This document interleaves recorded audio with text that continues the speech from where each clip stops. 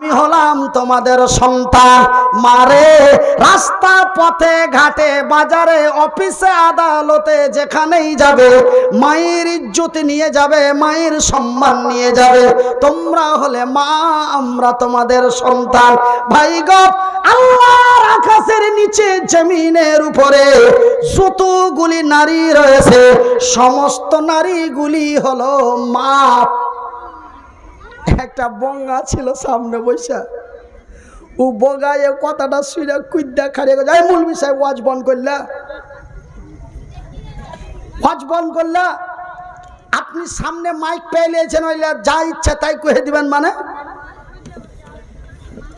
তো লোকজন কিন্তু ওর উপরে খেপে গেছে। একটা বক্তা যদি বক্তব্য দেয় আর যদি ভুল ভাল যদি বইলা দেয় একটা, তো যদি কেউ যদি উঠে দাঁড়িয়ে যদি ডিস্টার্ব করে, তো উঠে ডিস্টার্ব করলে কি হয়, উঠে যখন ডিস্টার্ব করে তখন কি করে, পাবলিক কয়ে যায় এই এই ছোড়া তুই কি বুঝিস, এই ছোড়া তুই কি বুঝিস, এরকম করে তাড়ে কি তাড়ে না?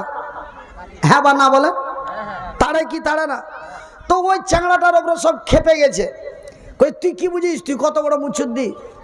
আমি তখন বললাম ভাই আপনারা লক করে থাকেন, আমি যে বলতে পারি তার লেগে সবই ঠিকঠাক বলি তা তো নয়, ভুল আমারও হতে পারে, বলতে মিস্টেক আমিও করতে পারি। সে কি বলতে চাইছে আমাকে বলতে দেন। বলছে মৌলভী সাহেব আপনি মাইক পেয়েছেন, সামনে কিছু লোক পেয়েছেন, তার জন্য যা খুশি তাই বলে দেবেন। আমি কি বললো জি ভাই কহ তো? তুমি যে বলছো যে কি দুনিয়াতে যত মায়া লোক আছে সব মা, তো হার ভানিও নাকি হার মা? ও এই ভুলটাই হাত ধরেছে। আমি বুঝে গেলাম যে ছোড়া মানে বেশি বুঝে, বেশি বুঝলে কিন্তু সমস্যা আছে। আমি বললাম পাগলা রে, তোর বোন তোর ভাগিনার মা, তোর ভাবি তোর ভাতিজার মা, তোর দাদি তোর বাপের মা, তোর নানি তোর মায়ের মা। আল্লাহর আকাশের নিচে জমিনের উপরে যত নারী আছে রে সমস্ত নারীগুলি হলো এক অন্যের মা। আমার আল্লাহ এই পৃথিবীর নারী জাতিকে মায়ের সম্মান, মায়ের মূল্য, মায়ের ইজ্জত দিয়ে তৈরি করেছেন, এমনকি জান্নাতের ভিতরে তৈরি করেছেন। শুধু তাই নয় মা গো, নিজের সম্মান নিজে নষ্ট করো না, নিজের ইজ্জত নিজে বরবাদ করো না। রূপ দিয়েছে রূপ চর্চা করো না, যৌবন দিয়েছে অপচয় নষ্ট করো না। আমার আল্লাহ রাব্বুল আলামিন তোমাদের কতই সম্মান দিয়েছে। এই পবিত্র কোরআনের ভিতরে 1-2 করে 114টি সূরা রয়েছে, তার মধ্যে একটি সূরার নাম আমার আল্লাহ রেখে দিয়েছেন মায়ালোক। একটা সূরার নামই মায়ালোক ছেড়েছে। কইছে কোনটা ফের মায়ালোক সূরা? এই মৌলভী আজ হঠাৎ করে উল্টা পাল্টা কথা কইছে কেনা? আরে মৌলভীটাই তো দেখতে উল্টা পাল্টা, তো কথা তো উল্টা পাল্টা হবে।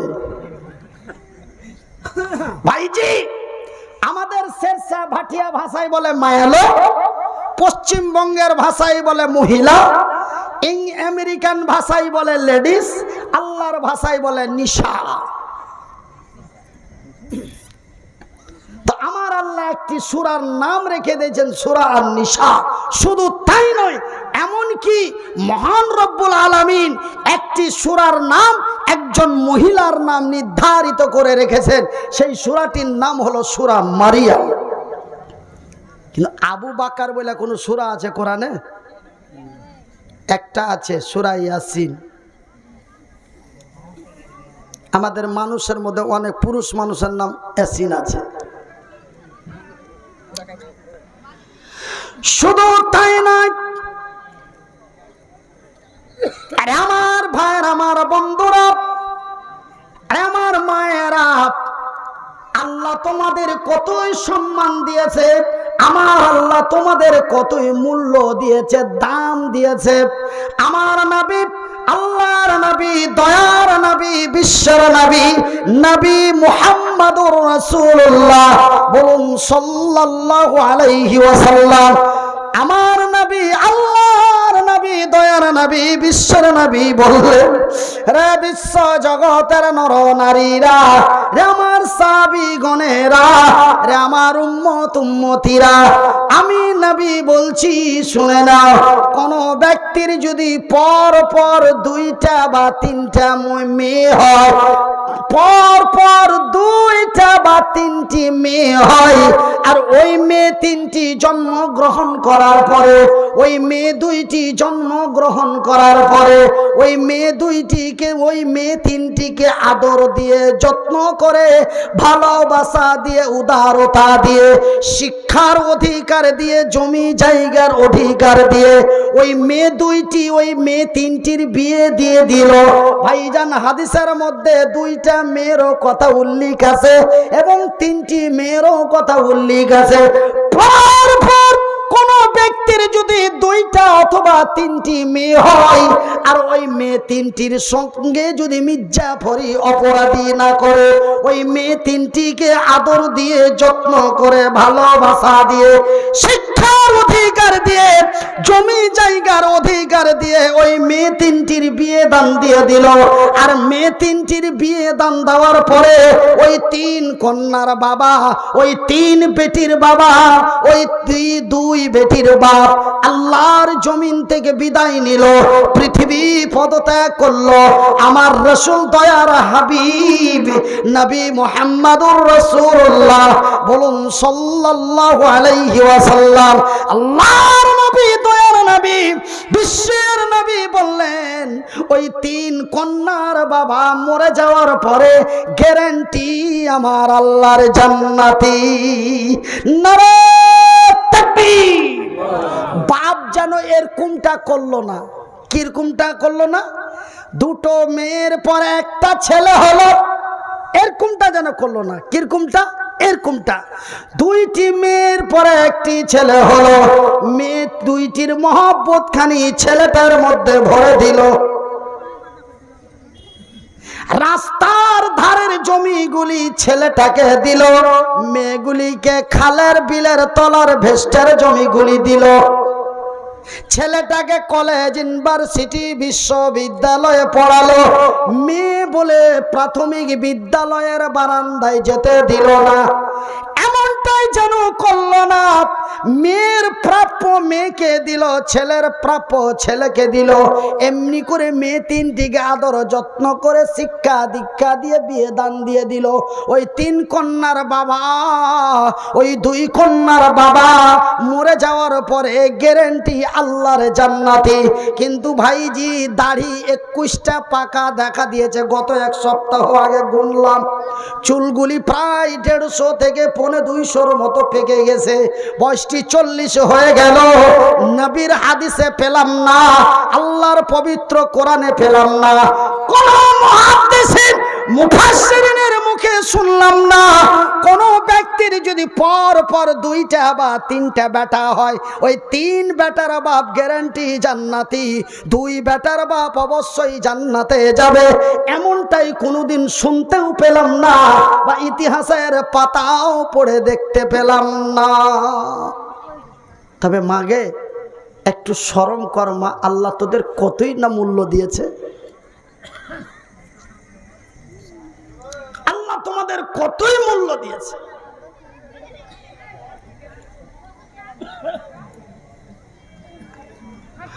বর্তমান বিশ্ব ধ্বংসের মুহূর্তে আছে।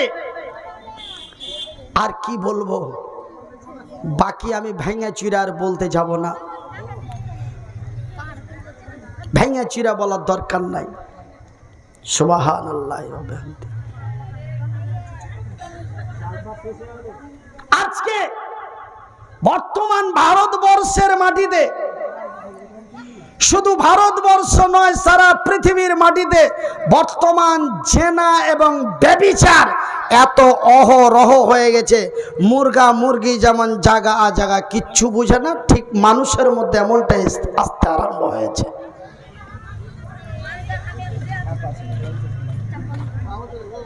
আর বেশিরভাগ হচ্ছে উল্টা পাল্টা।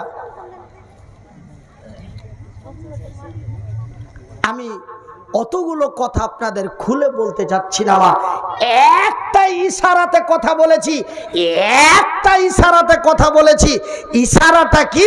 আল্লাহ রূপ দিয়েছে, রূপ চর্চা করো না, যৌবন দিয়েছে, অপচয় নষ্ট করো না, বাস ইনসান কো ইশারা কাফি। আমার মায়েরা, আরে আমার বোনেরা, আমি মনিরুদ্দিন আপনাদের ভাই, আপনারা জানো আমারই ভাই।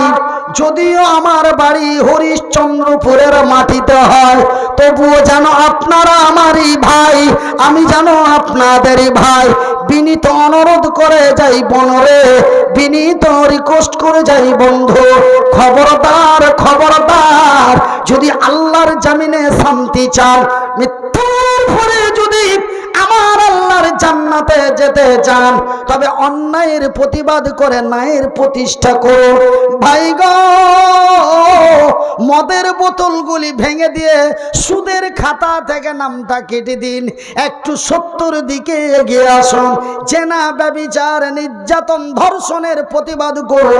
আমার আল্লাহ কল্যাণ আমাদেরই করবে, বিজয় আমরাই হব।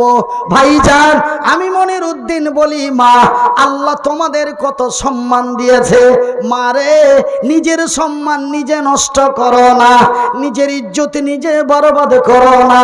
আমার আল্লাহ এখানে একরকম মূল্য দিলেন, ওইখানে আমার রাসূল আরো নবীর হাদিস থেকে আরো একটি সুন্দর প্রমাণ পাওয়া যায়। এই যে আমার ডান দিকে বসে আছে, এমনই এক নওজোয়ান তরুণ আল্লাহর সৈনিক, নবীর সাহাবী, আল্লাহর নবীর দরবারে চলে গেলেন। ইয়া রাসূলুল্লাহ, ইয়া হাবিবাল্লাহ, ওগো আল্লাহর নবী, ওগো দয়ার নবী, ওগো বিশ্বের নবী, হুজুর গো, আমার বয়সটি 18 থেকে 19 পেরিয়ে গেছে, আমি যেন পূর্ণ যুবক হয়ে গেছি, আমার যেন যৌবন এসে গেছে। নবী গো, আমার আল্লাহ তার রাসূল বলেছেন, ওই যুবক যে নবীর কাছে দরখাস্ত করছেন, কি আমার আল্লাহ তার রাসূল বলেছেন, তোমরা যখন পূর্ণ যুবক হয়ে যাবে, তোমার অঙ্গ প্রত্যঙ্গে যখন যৌবন এসে যাবে, রে যুবকের বাপ তাড়াতাড়ি বিয়ে দিয়ে দে, রে যুবক তাড়াতাড়ি বিয়ে করে নে। নবী গো, আমি যেন তরুণ এক যুবক হয়ে গেছি, যেন আমার যৌবন এসে গেছে। নবী গো, এমন একটি মেয়ে দেখে যেন আমার বিয়েটা দিয়ে দেওয়া হোক। আল্লাহর নবী, দয়ার নবী, বিশ্বের নবীর কাছে দরখাস্ত করা হলো। আমার রাসূল দয়ার হাবিব উত্তরের জবাবে বললেন, রে আল্লাহর সৈনিক, রে তরুণ যুবক, তুমি কি জানো একজন নারীর কি সম্মান, কি মূল্য, কি মর্যাদা আমার আল্লাহ দিয়েছেন? তুমি কি জানো একজন নারী পুরুষ ও একটি নারীকে বিয়ে করিলাম, গল্প শেষ? না না না না, একটি নারীকে আপনজন বানাতে গেলে তার কিছু দায়িত্ব আছে। সেই দায়িত্বগুলি, সেই সিস্টেমগুলি যদি তোমার ভিতরে না থাকে, আমার আল্লাহ এবং আমি রাসূল সেই বিয়েতে সম্মতি নাই। তুমি যে বিয়ে করবে, আমাদের লোকাল ভাষায় বলছি, তুমি যে বিয়ে করবে, তো তুমি ওর দাম দিতে পারবে? ভাবিও না, ভাবিও না যে কি এমনি পাওয়া যাবে, ওর দাম লাগবে, দাম দিতে পারবে, ওর ইজ্জতের সুরক্ষা করতে পারবে। তুমি যে পুরুষ, তুমি কি সেই পুরুষ রূপে তাকে ব্যবহার করতে পারবে? এক দুই করে সমস্ত কিছু কথা আমার রাসূল ওই যুবককে বলে ফেললেন। ওই যুবক কিছু পারবো বলল, কিছু পারবো না বলল, কিছু পারবো বলল, কিছু পারবো না বলল। বলে, যুবক রে, এমনও নারী আছে তোর বাইকে চড়তে ভালো লাগে না, ওর মামাতো ভাইয়ের বাইকে চড়তে ভালো লাগে, এমনও কিছু নারী আছে, নাই? আমি একদিন নিজের কানে শুনল, কোন জায়গায় যাইবে তো ওর চাস্তো দেওয়ারও বার হালছে এখন মোটর সাইকেল নিয়ে, আর ওর মদটাও বার হালছে, হারকে শেরশা ভাত দিয়া ভাষায় বলে ভাতার, কিন্তু অ্যাকচুয়ালি বাংলা ভাষায় বলে স্বামী। তোর স্বামী বাড়ালছে, খালি ঠোঁটখানটাকে লটকাইছে, ওই ছোড়াকে ইশারা দিচ্ছে আর ওকে দেখে ঠোঁট লটকাইছে, কয়ে তুই হাঁকে, ও ইশারা দিচ্ছে যে হাঁ তোর মোটর সাইকেল হাঁকে চড়তে কহা, আর ওকে কয়ে তুই ভালো করে গাড়ি ড্রাইভ করতে পারিস না, ডবল চালা অসুবিধা হবে। এই ছোঁড়াকে ও ইশারা দিছে ওর মোটর সাইকেলে চড়বে না, তাহলে ওর স্বামীর মোটর সাইকেলে চড়বে না, তার লেগে ওই ছোঁড়াকে আগে থেকে শিখিয়ে দিয়েছে। তখন বলছে হে ভানিকে হার গাড়িতে চাপে দে, তুই তোর তো হাত কাঁপে, তুই ভালো করে চালাতে পারিস না, কিন্তু ভিতর ভিতর সেটিং আগে করে দিয়েছে। আর আর হুঁচলা বুঝতে পারা যাবে আমার বাইকে না চড়ে ওর বাইকে চড়তে, এই পড়বো দুজ নাই মরবো, তুই এখানেই চড়। এই ক্ষমতা যদি তোর না থাকে তুই খবরদার বিয়ে করিস না, এটা রাসূলের হাদিস। এই ক্ষমতা যদি তোর না থাকে, পড়বো তো দুজ নাই মরবো, কেন তো ওর বাইকে চড়তে দিব, এই ক্ষমতা যদি তোর না থাকে তবে তুই খবরদার বিয়ে করিস না, এটা নবীর থিওরি। ওই তরুণ নওজোয়ান যুবক বলেন ইয়া রাসূলুল্লাহ, কিছু পারবো না বলে নবীর কাছে যখন বলা হলো, আমার রাসূল দয়ার নবী বিশ্বের নবী বললেন, যুবক রে আমি তোর বিয়ে দিতে পারলাম না, শুধু বিয়ে দিতে পারলাম না নয়, আমি তোকে বিয়ে করার পারমিশনও দিতে পারলাম না। তোর বিয়েও দিতে পারলাম না, তোকে বিয়ে করার পারমিশনও দিতে পারলাম না। কেন? কিছু ঘাটতি আছে তোর মধ্যে, সেটা পূর্ণ না হওয়া পর্যন্ত তোকে বিয়ে করার পারমিশনটাও দিতে পারি না। যুবক নওজোয়ান তরুণ মুক্তা মলিম হয়ে উল্টো পিঠ দিয়ে যে পুনরায় ফিরে বলেন, ইয়া রাসূলুল্লাহ, ওগো আল্লাহর নবী, দয়ার নবী, আমার রাসূল নিষেধ করেছেন, আমি তা করব না। আমার নবী বিয়ে দিয়ে দিলেন না, বিয়ের পারমিশন দিলেন না, আমি তা করব না। কিন্তু নবী গো, রাত 11টার পরে যে ঘুম আসে না, খালি মনটা খালি চিলিক মারছে, মনটা খালি চিলিক মারছে, নীল আসে না, খালি আকাশের দিকে তাকাচ্ছি, কখন পৌঁছাতে হবে, কখন পৌঁছাতে হবে, ঘুম আসে না। একটু কোন রকম চোখ বুনছে তো কোন জায়গা থেকে কোন জায়গা চলে যাচ্ছি।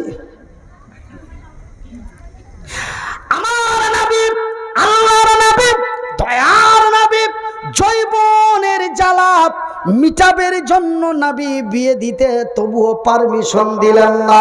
রাসূল বলেন, যুবক রে, তোর যদি ঘুম না আসে, যদি তোর জৈবন জ্বালা দেয়, যদি তোর জৈবন হুড়কি দেয়, যদি তোর জৈবন জ্বালা দেয়, তোর অন্তর চিলিক মারে, আমি রাসূল বলছি প্রতি মাসে তুই 3টা 4টা করে রোজা কর। বিয়ে করার পারমিশন দিলেন না, কিন্তু রোজা রাখতে বললেন।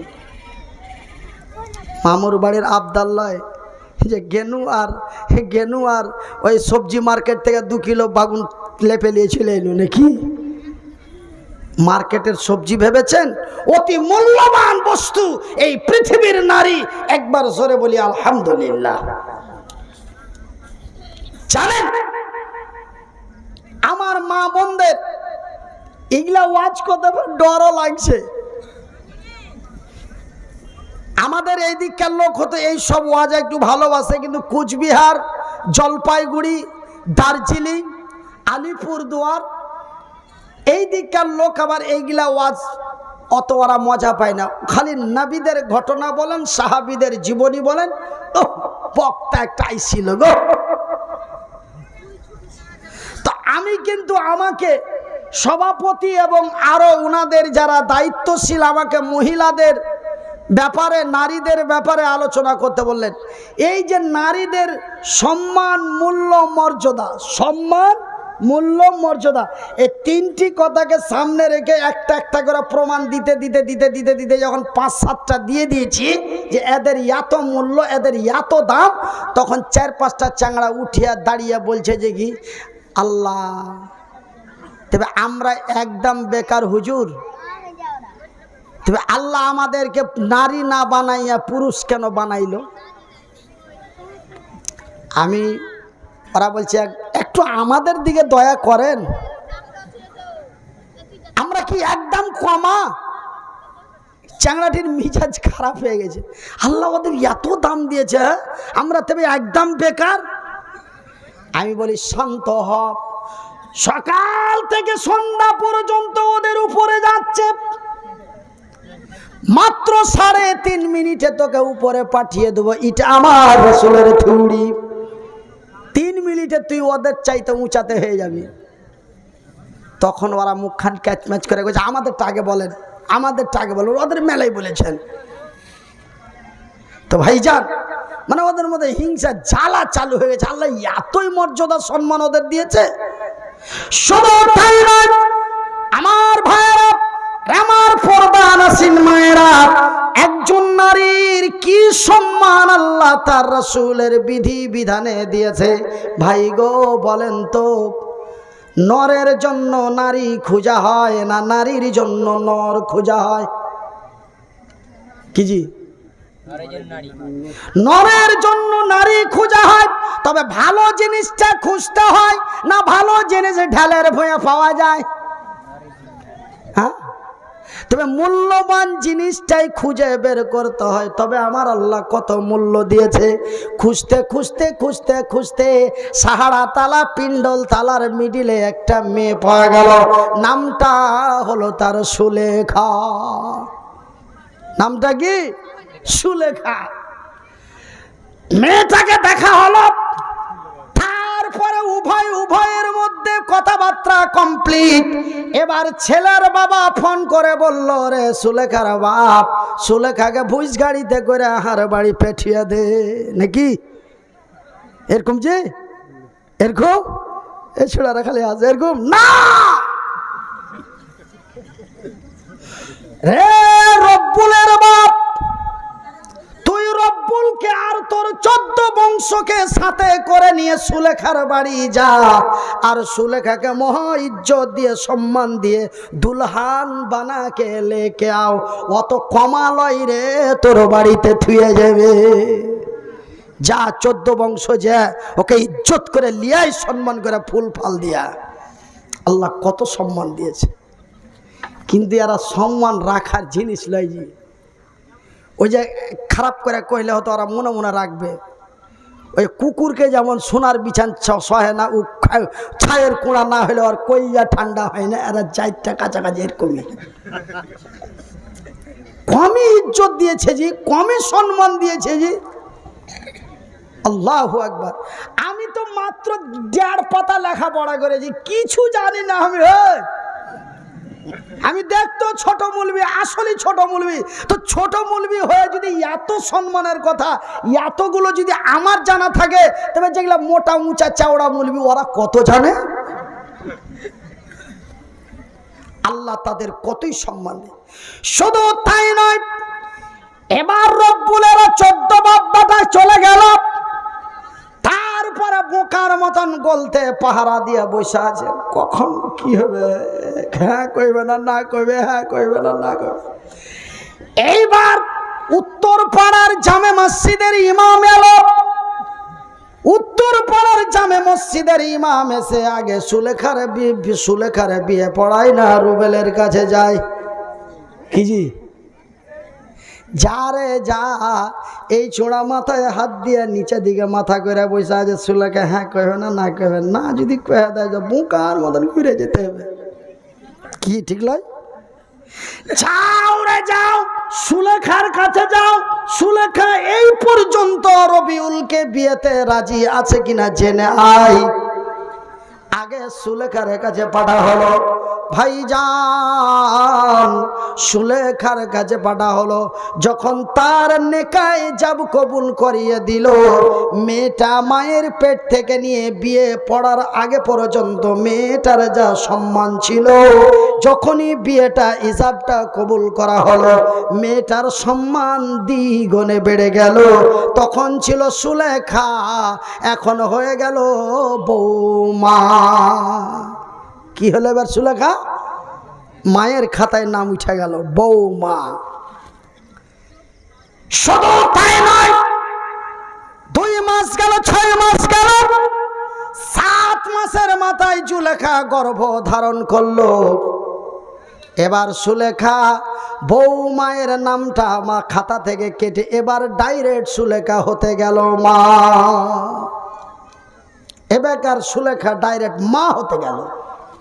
তবে বিয়ে পড়া থেকে নিয়ে গর্ভ ধারণ করা পর্যন্ত মেয়েটার যে সম্মান ইজ্জত ছিল, বিয়েটা পড়িয়ে দেওয়ার পরে তার সম্মান আরো দ্বিগুণে বেড়ে গেল এবং তার কত মূল্য বেড়ে গেল। হামালাতুহু উম্মুহু, একজন গর্ভধারিণী নারী যখন তার গর্ভধারণ থাকে আর ওই গর্ভের সন্তানটা যখন 4 থেকে 5 মাসের হয়ে যায়, ওই গর্ভের সন্তানটা মায়ের পেটের ভিতরে মাথা দিয়ে হুড়া মারে, হাত দিয়ে ঘুতা মারে, পা দিয়ে লাথি মারে।